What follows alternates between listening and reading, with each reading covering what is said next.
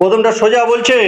when I was প্রথম দেখুন when I was in class 5 I won the first prize in extempore extempore মানে কি a speech without preparation বিনা প্রস্তুত মানে বিনা প্রিপারেশনে speech দেয়া তাহলে extempore এক সিনোনিম গুলো লিখে নাও এটা পড়বে খুব ভাইটাল ওয়ার্ড extempore অ্যানসার কি হয়ে গেল extempore অ্যানসার কি হলো extempore speech delivered without prior preparation or rehearsal okay extempore তাহলে কি হবে extempore ad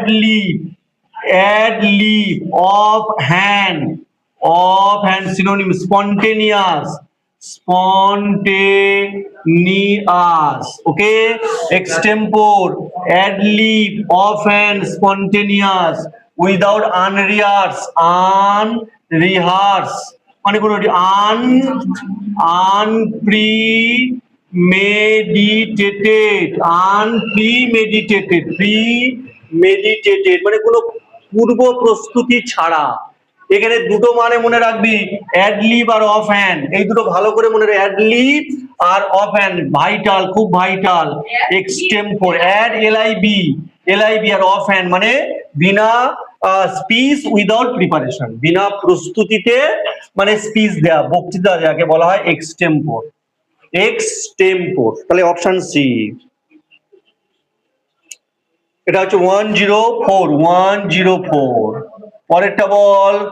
105 তুমি বলো মামুন তুমি বলো 105 তুমি বলো দ্য ভেহিকেল হুইচ ক্যারিজ যেটা বহন করে ডেড বডিজ কি বহন করে ডেড বডিজ প্রথমে কফিনে ডেড বডি কি করা হয় রাখা হয় তাহলে এটা আমি এলিমিনেশন করে দিলাম যেটা জানি না সেটা পরে দেখবো দেখো তবে অ্যাম্বুলেন্স করে কি হয় যারা অসুস্থ রোগী তাদেরকে মানে হসপিটালে নিয়ে যাওয়া হয় তাই তো বহন করা হয় আর হেয়ারসে আর কর্পস মানে কি CORPAC আর এই দুটো আমাকে লিখে নাও কারকাস খুব ইম্পর্টেন্ট এই দুটো আমাকে বলো কর্পস আর কারকাস এই দুটোকে কি বলা হয় হ্যাঁ এটা dead body of human being আর dead body of animal okay animal তাহলে এই দুটো তো হয়ে গেল তাহলে অপশন গুলো তোমরা জেনে গেলে কফিন হলো না অ্যাম্বুলেন্স হলো না কর্পস হলো না তাহলে কি হবে এটা আমি জানি না মনে করো আমি জানি না তাহলে কি হলো হেয়ারস ওকে তাহলে আমরা লিখে দেব কর্পস মানে কি ডেড বডি হ্যাঁ সবাইকারী একে কি dead body of human being কে বলা হয় কর্পস বলা হয় আর কারকাস কাকে বলা হয় অ্যানিম্যাল শ্যামা বল দেখি একটা 6টা বল শ্যামা বল 106 PDF 1 word substitution দেখ তো 1 word substitution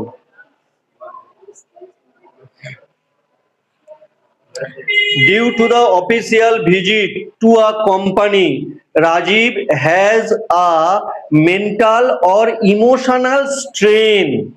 caused by demanding circumstances তাহলে কি হলো মানে মেন্টাল এন্ড ইমোশনাল স্ট্রেন মানে কি দেয়া স্ট্রেস দেয়া চাপ দেয়া তাই না স্ট্রেন করা মানে কি চাপ দেয়া তাহলে আমার প্রথম রিল্যাক্টেন্স মানে কি রিল্যাক্টেন্স হ্যাঁ আনউইলিং চাইছি না তাহলে রিল্যাক্টেন্স হবে না চাপ তো তারপর দেখো পেনাল্টি মানে কি করো তুমি খারাপ কাজ করলে তোমার কি পানিশমেন্ট দেওয়া হলো তাই বুঝতে পারছো তারপরে ডিপ্রেশন যদি কোনো ব্যক্তি যদি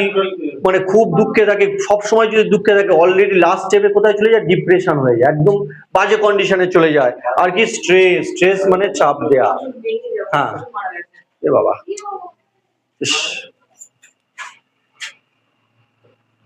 স্ট্রেস মানে যাও চাপ দেয়া human being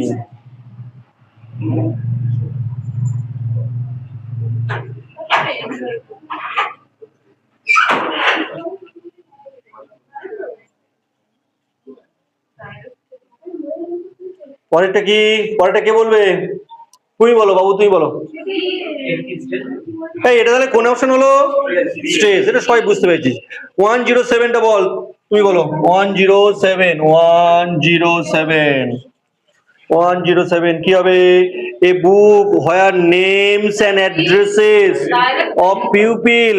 living in an area are kept diary মানে কি যেখানে তুমি প্রতিদিনের রেকর্ড গুলো নথিবদ্ধ করো এটা হবে না না আমি হবে না হবে না হবে না হবে না। এনসাইক্লোপিডিয়া, এইটা কিন্তু স্পেলিং করে এনসাই, ভালো করে দেখো, পি এই, এইটাই বলছি, বানানটা দেখো না, পি এনসাইক্লোপিএই, এটা মাথায় রাখবে, এটা স্পেলিং করে মাথায় রাখবে। তারপরে লাইব্রেরি মানে কি, যেখানে হ্যাঁ, বই রাখা হয়, ম্যাগাজিন রাখা হয়, অনেক কিছু। এবার কোনটা আমি জানি না, অ্যান্সার জানি না, কিন্তু আমি চেষ্টা করবো। কি হবে? ডাইরেক্টরি। কোনটা হলো? ডাইরেক্টরি। ওই তো বলে দিয়েছে তো, যেখানে আপনার অ্যাড্রেস রাখা হয়, অ্যাড্রেস গুলো মানে রেখে দেওয়া হয়।